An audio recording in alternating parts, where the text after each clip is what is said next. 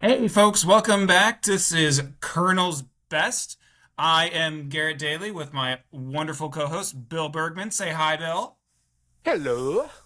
And tonight's episode, we are doing top five vampire movies of all time. uh, Yes. I am going to give my list first, and then my wonderful co host is going to give his subpar list, but we're going to wish him the still west. We're still going to wish him the best. I'm looking forward to this one because I want to see where you're going on this one. Now, this one's strictly going to be a fucking Gen X power punch right here if you don't get them right.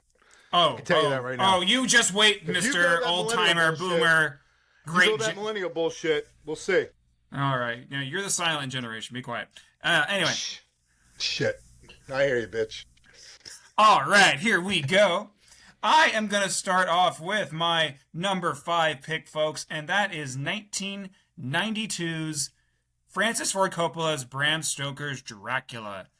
Gary Oldman, Keanu Reeves, who I love, seems like a nice guy. Horrible Yeah. performance in this movie. Horrible performance. Complete opposite of Gary Oldman, who is phenomenal in this movie as Count Dracula. I mean, he's always phenomenal in this movie. I mean, you got Anthony Hopkins, wonderful cast. To try and keep it short, but the effects are amazing in this film. I think everything. It's like This is such a great film, except everything works except for Keanu Reeves. It's Yeah, like he's a little bit. Yeah, he's a little it's bit a absent in this. 99% vampire film in my well done film, except for Keanu Reeves. And I love Keanu And Reeves. I love Keanu. He's great. Yeah. He's great. He's just great when he's not trying. Yeah, But not good. Not used properly in this movie at all. no, not at all. Especially when matched with Winona Ryder, it was like, all right, it's Well, like a team especially when comedy. you're starring opposite, Gary Anthony Oldman, Hopkins, yeah, Anthony Hopkins. Oh yeah, my gosh, doesn't work, but still love the guy. yeah, My absolutely. next pick, Nick, number four pick is going to a little more in the action genre, and that's with 1998's Wesley Snipes' Blade. I knew you were gonna say You Blade. I knew damn that straight shit. I'm going to say Blade. Now, a lot of people would say Blade 2 is their favorite, which don't get me wrong, Guillermo del Toro, I did a wonderful job with that sequel. But I always go back to Stephen Norrington, the director's Yeah, name is, who did the first Blade. I dug this film. This was a kick-ass, awesome action thriller. Wesley Snipes, doesn't seem like a great dude in real life, but is an awesome hero. Cool world, half-breed vampires, how they work and do things, It really showed you how vampires network and work and organize in the human world, and that was so cool to see, and it was different for a vampire movie. yeah, yeah, definitely. Now, going to my second and third picks, and I will also just let you know, folks, this was hard. This was really flipping hard, and it kept switching back and forth. It But wasn't that hard, folks. oh, you just wait, folks. But number three is Fright Night from 1985. Oh my gosh, what can I say about this? Malcolm McDowell. We met the director Tom Holland, I think it is. Yes, we Yes, met him not in not, with, not Spider-Man Tom Holland, folks. Director yeah, Tom yeah. Holland. Let's clear that up. Yeah, this is such a classic vampire film. The effects. I am blanking on the villain's name. Uh, Chris Sarandon, who was Chris also in the Sarandon. Sentinel. Yeah, He was also in Sentinel. Chris Sarandon did a yep. terrific job as the vampire. The effects, classic vampire feel. Kids trying to tell everybody, but nobody believes him except the guy who says he believes in vampires and has turned out to be a schmo. It's just for TV, but then I ends hung up. out. You know what's funny is I hung out with Evil Ed before I left for Maryland. He was at a show and he was coming by my booth because I was selling stuff. Dude, super cool guy. Really? He's done a lot of, let's just say, risque porn. Let's put it that way. Well, I know Yeah, that was your first acting stint, and that's how you guys met originally. But yes, yeah. Well, they needed a heavy hitter, so you know what I mean. They call him the big guns. no Go ahead. comment. No Sorry. comment. No, you're good. Go Now ahead. again, number two pick, and how can it not be? It's such a good film. The Lost Boys, Joel Schumacher. Oh my gosh, this is Yes. such an incredible film from the not just that, like the whole vampire world, the actors, the music. which alone could be a whole episode I could talk about. Phenomenal. Such a great So movie. good. The song is literally playing in my head and it gives me chills right now.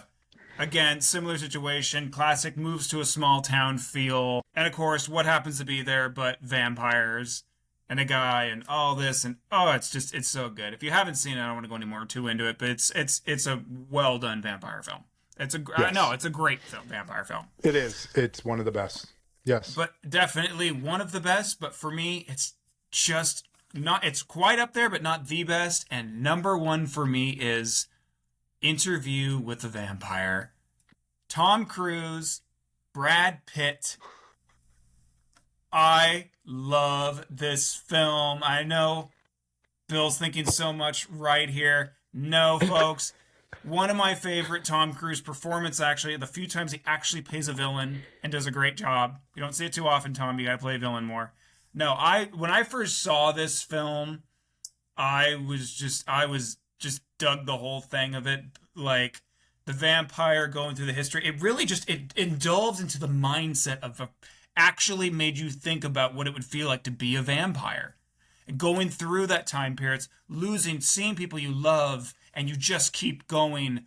Oh my gosh, I love this film. And anybody that has taste loves this film. It's a classic. I have not read the book, but I want to at someday go back and read the book because I know there's the whole series. But yes. I'm sorry. I know it's kind of interesting because Anne Rice wrote that book after her daughter died. So she was trying to find a way to bring her daughter back, which I thought was really a good way of, going through grief and writing about it and turning grief into something like that. That I like about it. What I like about it. I saw it in the movies. Christian Slater's in that. He's the interviewer, I believe. And it's a good movie. It's just really long. I mean, the little girl won an Oscar for it. What is her name? She's big now. My gosh, Kirsten Dunst. Yeah, big. She won for Spider-Man. Oh my God, dude. She won an Oscar. So I mean, it's a good movie. It reminds me a lot of Highlander a little bit. They die and they keep and True Blood ripped that off a lot. Just kind of like use that as a template for that show. It's good. So I'm sorry. Was that your number one pick? That was my number one, Bill. Well, I'm going to take it over to you. Okay. We had a couple right. I'll tell you that. I'll start with number 5. Francis Ford Coppola's Dracula. Yeah, 100% agree with that. That's a cool movie. It's got a lot of cool shit in it. Gary Oldman is phenomenal as Dracula. We also should pay homage to Bela Lugosi. It's not one of my top 5, but Bela Lugosi is Dracula. The man was buried with I didn't do my runner-ups, but it's like, of course. Yeah, that's our runner-up. I agree with that's my runner-up. Bela Lugosi is Dracula. Of course, it has to be, yeah. So number 4 for me is going to be, and I can't believe you, we'll say Fright Night. Definitely Fright Night. I love Fright Night. Saw it in the movies. Peter Dandridge next door. It's just so well done. I love Fright Night. The number 3 for me is going to be, and I can't believe you didn't mention it, is From Dusk Till Dawn, man. What are you kidding me? From Dusk Till Dawn is a badass vampire movie. I'm not going to hold. Interview with a vampire over that bullshit? Hold on. Nope, you cannot change it, Millennial. I had 2. I will get. Well, you know what? You finish your lesson, sir, and I will get into why I picked. Did not pick From Dusk Till Dawn, but yes, continue. Please continue. From Dusk Till Dawn is a great movie. Obviously, it starts off as a heist movie, and then it turns into a vampire movie. And then it turns into a vampire movie. It was Tarantino's first script he sold for like $1,500. Robert Rodriguez came in, and it was just a great movie. It just was.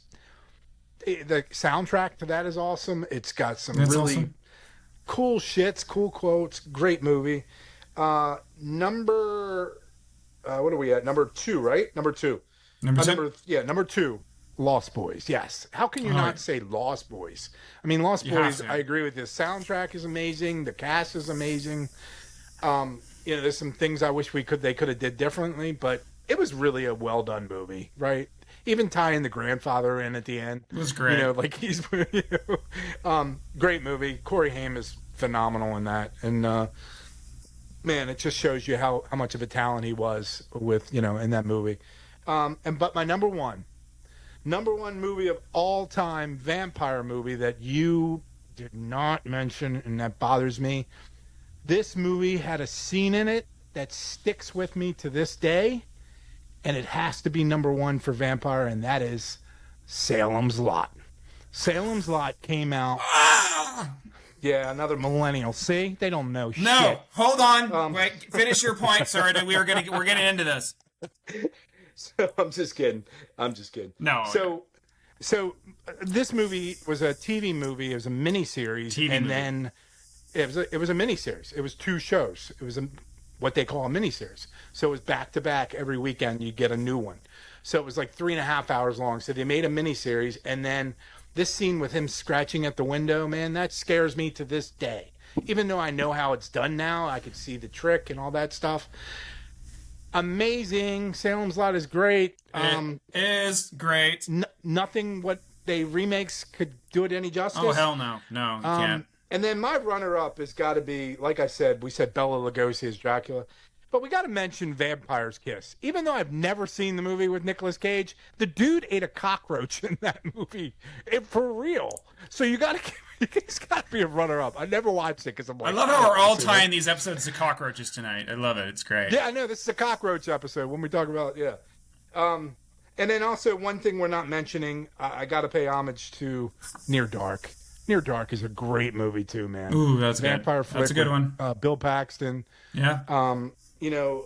And also Let the Right One In is a good vampire movie, the remake. So there's my pick. There's my runner-ups. I'll let Millennial talk and kind of... Okay. I will keep this quick, but I could do a whole episode on this. The reason I did not pick Salem's Lot and From Dusk Till Dawn is I love Salem's Lot. It could have been my number one, for sure. But what it reminded me, because technically, even though it is a movie, it was a TV movie. No, it was not. It was a miniseries, and then it became an actual movie in the theaters. It was a TV movie that was like a miniseries. Miniseries, 2-parter, 2 episodes. Yeah, which they actually called a miniseries. It's weird. They call it a miniseries. But yeah. Want to try to correct me again, Millennial? No, Bill. I'm sure you're right. We'll get into this off there. When did he come out? Back off, Bill. Back off. Don't go there, Bill. Don't go there. Well, there you have it, everybody. So, yeah, Garrett, I'm glad he at least was thinking about Salem's Lot and From Dusk Till Dawn. I was thinking about it the whole way. Sir, get out of here. Well, I'll tell you one thing. When you got Saul in that one, that was kind of me. Like, I was like, oh, I forgot Saul. I was like, there you have it. There's our top 5 vampire flicks. Folks. Compared to Millennial and Gen X. Oh, get out of here. Hope you enjoyed the episode, and we will see you next time. Take care, folks. Bye-bye. Have a good one.